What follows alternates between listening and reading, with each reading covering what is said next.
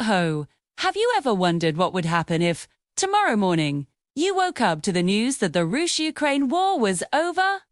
Just like that. A sudden, complete stop.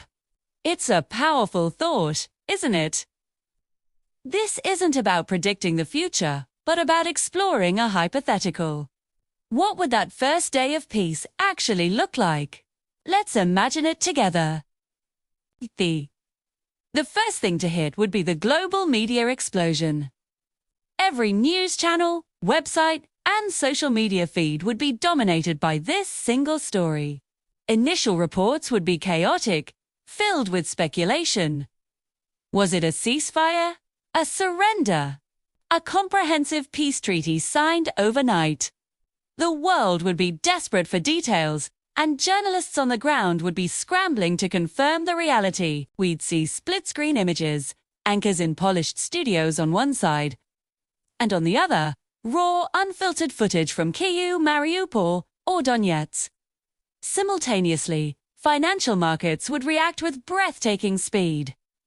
The war has had a massive impact on the global economy, from energy prices to grain supplies. A sudden peace would likely send stock markets soaring. Or oil and gas prices might drop as fears of supply disruption ease. Companies involved in defense might see their stocks dip, while those focused on reconstruction could surge. Economists would be working overtime, trying to model the long-term effects. Would this stabilize the global economy or introduce new uncertainties? The initial reaction would be B. The real economic story would take months, even years, to unfold. Then comes the political whirlwind. World leaders will be making statements one after another. The US President, European Union officials, and the UN Secretary General would all rush to the podiums. Their initial words would be cautious, welcoming the news but emphasizing the need for verification and a durable peace. Behind the scenes, diplomatic phone lines would be burning up. What does this mean for NATO? What are the terms of the agreement? Who mediated this sudden end? The geopolitical map of Europe has been redrawn by this conflict, and a sudden peace would force every nation to recalculate its position. The questions would be immense. What happens to the occupied territories? What about accountability for war crimes? These are the complex issues that diplomats would have to untangle, turning the initial relief into a daunting political challenge. But the most profound impact, of course, would be on the human level. Imagine the scenes in Ukraine. The air raid sirens fall silent, not for an hour or a day, but for good. There would be an initial disbelief, a cautious hope, almost too painful to embrace. Then, slowly, you'd see people emerging from shelters, not for a quick run for supplies, but just to stand under an open sky without fear.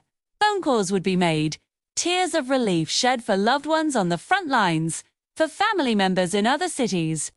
It would be a moment of overwhelming national catharsis. Millions of Ukrainian refugees scattered across Europe and the world. The news would bring an immediate, life-altering choice. Can we go home? The decision wouldn't be simple. Is it truly safe? Is my home still standing? Are there jobs? Schools for my children? The end of fighting is just the first step. The journey back would be fraught with emotional and logistical hurdles.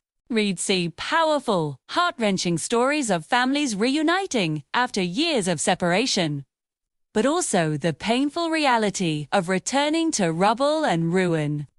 On the other side, in Russia, the reaction would be more complex and likely far more controlled.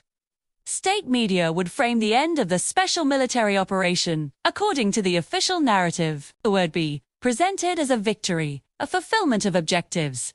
But what would ordinary Russian citizens feel? Relief, certainly, for the soldiers who could now come home. But there would also be deep-seated questions about the cost of the war in lives, in economic hardship, in international isolation. Public opinion, long suppressed, might begin to surface in new ways. True, The end of the conflict could unleash social and political forces within Russia that have been dormant for years.